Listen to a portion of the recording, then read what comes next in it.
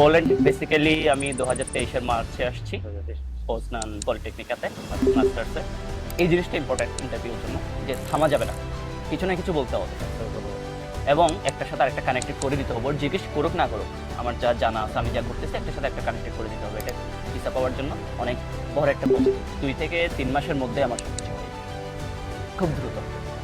এবং আমি ইন্ডিয়াতে ছিলাম মাত্র 17 দিন, আমার এন্ট্রি এবং এক্সিট সবকিছু মিলে মাত্র 17 দিন। তখন কিন্তু ডিফিকাল্ট। আমি এমনও মানুষ দেখছি যে 60 দিনের উপরে বসে আছে পুজো করতে করতে। আমি ওকে বলতেছি, সান্ত্বনা দিতে গিয়ে, তুই টেনশন করিস না, দরকার হলে পরের সেমিস্টারে তোর সাথে আমি অ্যাপ্লাই করবো। ওই কথাটা কবল পেয়ে যায়। একজন মানুষের লাইফে কিছু করার জন্য বা মেন্টালি ফিট থাকার জন্য সবচেয়ে বেশি ইম্পর্টেন্ট যে একটা ফ্যামিলি সাপোর্ট। আমি যখন এইচএসসি শেষ করলাম, তো আমি অ্যাপ্লাই করার আগেই আমার আর একটা চাচাতো ভাই কাজিন, উনি অ্যাপ্লাই করে পোল্যান্ডে এবং টানা 2বার কিন্তু রিফিউজ খাই। তুমি কিন্তু মানুষজনের একটা হাইপ ছিল ইংল্যান্ডে যাওয়ার জন্য, অস্ট্রেলিয়াতে যাওয়ার জন্য, কানাডা বা ইউএসএ তে যাওয়ার জন্য।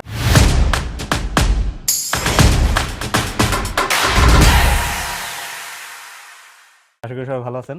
তো আমরা আজকে জুনের 7 তারিখ, গতকালকে জুনের 6 তারিখ ব্রোডসাভে অনুষ্ঠিত হয় একটি হাফ ম্যারাথন, যেখানে নর্মাল ম্যারাথনটা হয় 42 কিলোমিটার, এই ম্যারাথনটা হয়েছে 21 কিলোমিটার। এবং এই ম্যারাথনে বাংলাদেশ থেকে প্রথম কেউ একজন ম্যারাথনে অংশগ্রহণ করছে, প্রথম বাংলাদেশি হিসেবে এবং এখনো পর্যন্ত একমাত্র বাংলাদেশি হিসেবে যেটা আমি জানি, সে সাজ্জাদ ভাই। আজকে আমাদের সাথে আসছেন সাজ্জাদ ভাই।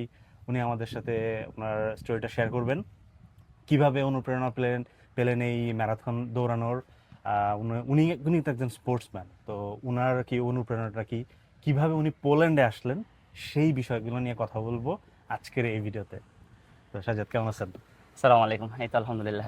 কি অবস্থা আপনার? ভালো আছেন? আলহামদুলিল্লাহ ভালো আছি। কিভাবে পোল্যান্ডে আসা হইলো, কত সালে পোল্যান্ডে আসলেন এবং আপনার জার্নির শুরুর দিকটা একটু বলবেন। শুরুতে আপনার সম্পর্কে একটু বলবেন, আপনি কে, কোথেকে আসছেন, দেশের বাড়ি কোথায়? সাজ্জাদ। আসসালামু আলাইকুম সবাইকে। আমি মোহাম্মদ সাজ্জাদ কবির। আমার জন্ম এবং বেড়ে ওঠা দুটাই চট্টগ্রামে, কিন্তু আমি একজন গর্বিত বাংলাদেশী।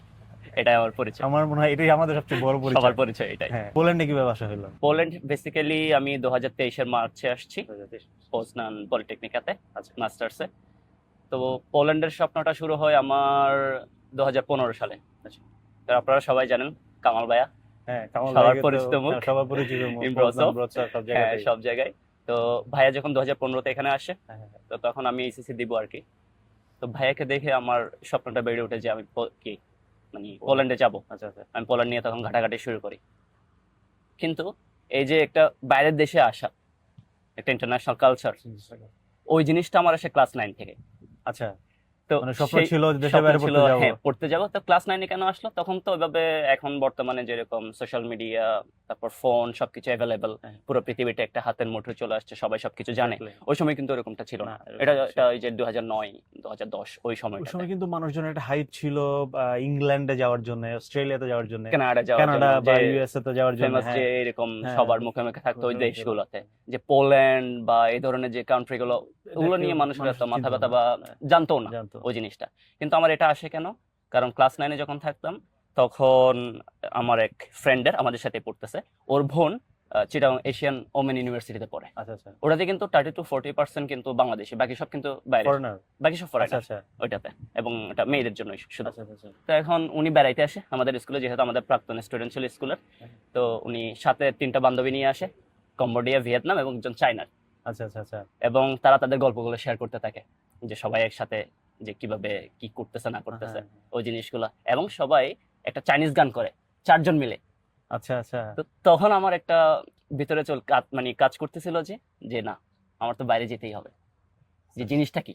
তখন আমার মাথায় জিনিসটা চলে আসছে যে আমি বাইরে পড়ালেখা করব।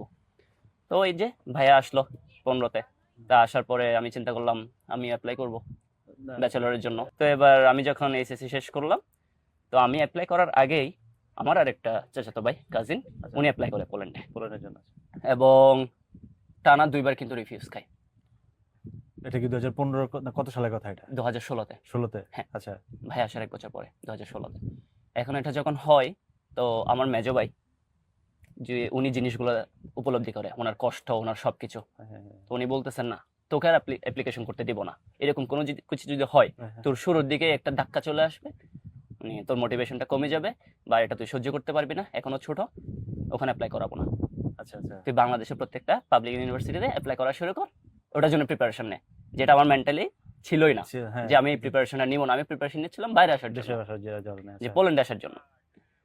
তখন আচ্ছা ওকে বাধ্য হয়ে আমি প্রত্যেকটা পাবলিক ইউনিভার্সিটিতে এক্সাম দেওয়া শুরু করলাম। আমার প্রিপারেশন অত ভালো ছিল না, তারপর আমার নোয়াখালী এবং রাজশাহীতে মোটামুটি একটা ওয়েটিং লিস্টে চলে আসছিল, আচ্ছা আচ্ছা কিন্তু আমার ওটা নিয়ে তেমন চিন্তা ভাবনা নেই। আমার হ্যাঁ, বাইরে কিভাবে যাবো, আমার বাইরে স্বপ্ন কিভাবে তো যাবো, বাইরে যাওয়ার। স্বপ্ন বাইরে যাওয়ার। পরে ওকে পাবলিক ইউনিভার্সিটিগুলো তো হলো না, পরে মহসিন কলেজ, মহসিন কলেজে আমি অ্যাপ্লাই করলাম, সেখানে অনার্সে ভর্তি হইলাম। আচ্ছা 1 বছর শেষ, প্রথম ইয়ার শেষ হয়ে গেল, সেকেন্ড ইয়ার উঠলাম, কিন্তু আমার মাথায় এখনো দেশের ওই বাইরে, বিদেশ যাওয়ার ওই যে যে ভূত বাইরে চাপছে সেটা আর এখনো সেটা আর বের নামে হওয়া নাই। সম্ভব না। এটা যার মাথায় একবার চাপবে হ্যাঁ। আর কখনো বের হ্যাঁ, হবে না, এখনো বাংলাদেশে কিন্তু অনেকেই স্বপ্ন নিয়ে লালন করতেছে যে বিদেশে বের যেতে হবে, যেতে হবে, চেষ্টার পরে চেষ্টা চলে যাচ্ছে। চলে যাচ্ছে। হ্যাঁ, তো তখন আমি কি করি, আমার ইমিডিয়েট বড় হাফেজ ভাই যিনি, আচ্ছা আচ্ছা ওনার এক বন্ধুর সাথে কথা হচ্ছিল ওনার, তো আমি জিজ্ঞেস করলাম উনি কোথায় থাকে, বলে চায়নাতে থাকে। চায়নাতে থাকে, হ্যাঁ ওকে, তুমি আবার ফোন দিয়ে জিজ্ঞেস করো যে ওখানে যাওয়ার প্রসেসিংটা কি, সিস্টেমটা কি। তখন উনি কথা বললো, কথা বলার পরে আমার সাথে কানেক্টেড করাই দিল ওনার ফ্রেন্ডের সাথে। আমি কথা বললাম, বলতেছে সবকিছু মোটামুটি ইজি, তুমি অ্যাপ্লিকেশন করো, কম খরচ এখানে আসা যায়, স্টুডেন্ট লাইফটা অনেক বেটার আচ্ছা চায়নাতে। তো আমার তো ওরকম ধারণা ছিল কত না, সালের কথা এটা? এটা 2018-তে। 18-19 আচ্ছা হ্যাঁ, কারণ আমার মাঝখানে ওই যে মহসিন কলেজে মহসিন 1 বছর কলেজে 1.5 এক বছর দেড় চলে বছর গেছে, পরে আমি গেছে। অলরেডি সেকেন্ড ইয়ারে হ্যাঁ, চলতেছে এরকম অবস্থা। আমি চিন্তা করলাম না, আমি ওখানে অ্যাপ্লাই করব, আমার বাইরে যেতেই হবে।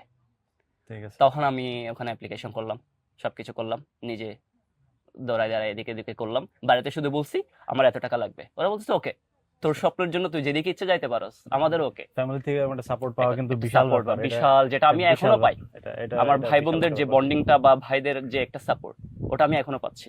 ওদের আচ্ছা। সবসময় একটা সাপোর্ট থাকে। এটা এই জিনিসটা হচ্ছে একজন মানুষের লাইফে কিছু করার জন্য বা মেন্টালি পিস থাকার জন্য সবচেয়ে বেশি ইম্পর্টেন্ট, যে একটা ফ্যামিলি সাপোর্ট।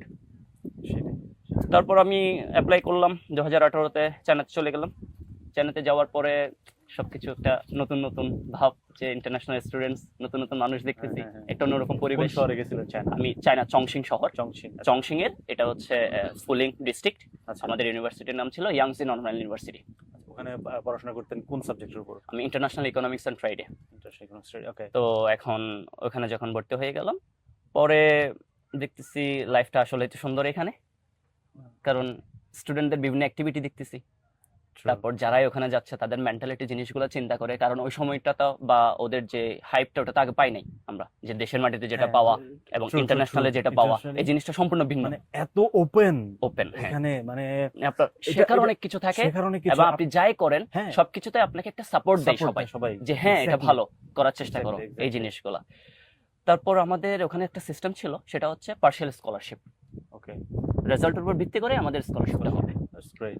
তো সেখানে 30% হচ্ছে ফার্স্ট স্কলারশিপ দিবে, যারা ফার্স্ট স্কলারশিপ পাবে তাদেরকে কোনো টিউশন ফি পেমেন্ট করতে হবে না। আচ্ছা আচ্ছা এখন আমরা 10 জন বাংলাদেশি ছিলাম, আমাদের 3টা মেজরে, 3 রকম মেজরে। কেউ ছিল ম্যানেজমেন্টে, আমি ইকোনমিক্স অ্যান্ড ট্রেডে, কেউ হচ্ছে আপনার টেকনিক্যাল ব্যাকগ্রাউন্ড দেখে গেছিল। আচ্ছা তো সব মিলে আমরা 10 জন বাংলাদেশি ছিলাম, এবং ফরেনার মিলে হবে 150 মতো সব মিলাই। অনেক অনেক তো 30% কিন্তু ফার্স্ট স্কলারশিপ। আচ্ছা এবং এখানে একটা টুইস্ট আছে, সেটা হচ্ছে আমাদের প্রত্যেক বছর এই ফার্স্ট স্কলারশিপ 30%-এর মধ্যে আমরা বরাবরই বাংলাদেশে 7 জন করেছিলাম। এটা তো অসাধারণ। এই জিনিসটা অসাধারণ, এটা পুরো ফরেনার্স গ্রুপে এবং টিচার্সদের মধ্যে, ইন্টারন্যাশনাল অফিসের মধ্যে একটা খুব ভালো পজিটিভ একটা দিক ক্রিয়েট করে। এটা কিন্তু খুব গর্বের একটা বিষয়। বাংলাদেশি আমরা কিন্তু চায়নাতে এরকম একটা ডিপার্টমেন্টে আমরা মানে সেরা 30%-এর জায়গাটা দখল করে নিতে পারতেছি। এটা এটা কিন্তু খুবই গর্বের একটা বিষয়। তো এখন 30 জনের মধ্যে যে এখন 7 জনই বাংলাদেশি, ওই জিনিসটা, এবং ফরেনাররা যারা বাকি দেশগুলো আছে, আফ্রিকার বিভিন্ন কান্ট্রি থেকে আসে, উজবেকিস্তান আছে, ইন্দোনেশিয়া, তারপর কোরিয়া থেকে শুরু করে বিভিন্ন কান্ট্রি ওখানে আছে। এমনকি ওখানে কিন্তু পুলিশ দেওয়া ছিল, কিন্তু আমাদের সাথে ছিল না, ওরা ইরাসমাস হিসেবে যাইতো, আচ্ছা অন্য অন্য ডিপার্টমেন্টে। তো আমার ওখানে লাইফটা আমি শেষ করে চলে আসলাম হ্যাঁ। বাংলাদেশে 2022-এ। 22 থেকে আপনি কি পরে বাংলাদেশে চলে গেলেন? বাংলাদেশে ব্যাক করলাম। আচ্ছা এখানে পরে আপনি বাংলাদেশে গ্র্যাজুয়েশন কমপ্লিট করে তারপরে গ্রাজুয়েশন কমপ্লিট করে আমি বাংলাদেশে ব্যাক করলাম। বাংলাদেশে ব্যাক করার পরে এখনো কিন্তু আমার মাথায় পোল্যান্ড আছে, যেহেতু আমি 2000 কামাল ভাই তো পোল্যান্ডেই তখন। ভাই তখন পোল্যান্ডে হ্যাঁ। আছে। তো তো 2015 থেকে উনি এখানে, তখনও কিন্তু আমার মাথায় পোল্যান্ডে আছে যে পোল্যান্ডটা কি, এটা তো আবার ঢুকতেই হবে। হ্যাঁ। কিন্তু আমি প্রিপারেশন শুরু করি কানাডার জন্য। ওকে, কানাডার জন্য প্রিপারেশন শুরু করি যে আমি কানাডায় যাব, সবকিছু আমি দেখতে থাকি, অ্যাপ্লাই করবো, সব সব রেডি মোটামুটি। আমি পাশাপাশি আইএলটিএস জন্য প্রিপারেশন নিচ্ছিলাম। এখন ইন দ্য মিন টাইম আমার এক ফ্রেন্ড, ও আবার পোল্যান্ডের জন্য অ্যাপ্লাই করলো, আচ্ছা। পলিটেকনিকা পলিটেকনিকাতে। পোস্তানস্কাতে। এখানে একটা জিনিস বলে রাখা ভালো, আমরা পলিটেকনিকে বাংলাদেশে যেরকম পলিটেকনিক মনে করি, এখানকার পলিটেকনিক কিন্তু সেটা না। ইউনিভার্সিটি অফ টেকনোলজিকে এরা পলিটেকনিকে বলে, এবং ওয়ার্ল্ড ক্লাস যত ইউনিভার্সিটিগুলো আছে টপ র্যাঙ্কিং এ কিন্তু এরা থাকে।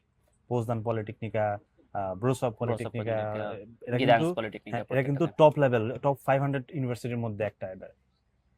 তখন আমার ফ্রেন্ড যখন অ্যাপ্লাই করে, ও রিফিউজ খায় পলিটেকনিকাতে। পলিটেকনিকাতে। আমি তখন ঢাকায়, আমার মেজো ভাইয়ের বাসায়, মেজো ভাই ঢাকা থাকে। তো ও ব্যাক করে আমার কাছে আসে। শেষ করে আমরা ওকে সান্ত্বনা দিতে গিয়ে আমি বের হইলাম ওর সাথে। পরে মাগরিবের আজান দিল, মিরপুর 6-এর যেটা বিশাল একটা মসজিদ আছে, আমি নামাজ পড়তে গেলাম। নামাজ পড়তে গিয়ে ওযু করতে করতে আমি ওকে বলতেছি, সান্ত্বনা দিতে গিয়ে, তুই টেনশন করিস না, দরকার হলে পরের সেমিস্টারে তোর সাথে আমি অ্যাপ্লাই করব। আচ্ছা, ওই কথাটা কবুল হয়ে যায়। দুজন অ্যাপ্লিকেশন করি। ভাইয়া তো আগে থেকে আমাকে বলা ছিল, তোমার ভাইয়া, যে সাজ্জাদ তুমি যদি আসতে চাও আমাকে বলে রাখিও, জাস্ট তুমি এদিকে আসতে চাইলে সব প্রসেসিং করে দিব, সমস্যা নেই। এখন আমি ভাইয়াকে নক দেই যে ভাইয়া হ্যাঁ আমি যাব, পোল্যান্ডে আসবো। ভাইয়া বলছে আচ্ছা ঠিক আছে, তুমি এই পেপারস এই রেডি করো। যেহেতু আমি আগে থেকে একটা বাইরের দেশে পড়াশোনা করা আমার, তো বিভিন্ন পেপার সম্পর্কে আমার ধারণাটা ওভাবে চলে আসে, আমার ওরকম কষ্ট হয় না। আর তাছাড়া তখন মনির অলরেডি এখানে আসছে। আচ্ছা, মনির কথা চিনেন? চিনি, হ্যাঁ। মনির অলরেডি এখানে আছে, ও বিএলএস থেকে আসছে, কিন্তু ও ওখান থেকে চেঞ্জ করে পলিটেকনিকে চলে আসবে পোজনানে। হ্যাঁ, তো আমি ওখানে অ্যাপ্লাই করতেছি এখন আমার বন্ধুকে সাথে নিয়ে। এখন অ্যাপ্লিকেশন করলাম, ভাইয়া সবকিছু করলো অ্যাপ্লিকেশন, আমি সাথে সাথে আমার সমস্ত পেপারস রেডি করতে থাকলাম, এবং 2 থেকে 3 মাসের মধ্যে আমার সবকিছু হয়ে যায় খুব দ্রুত।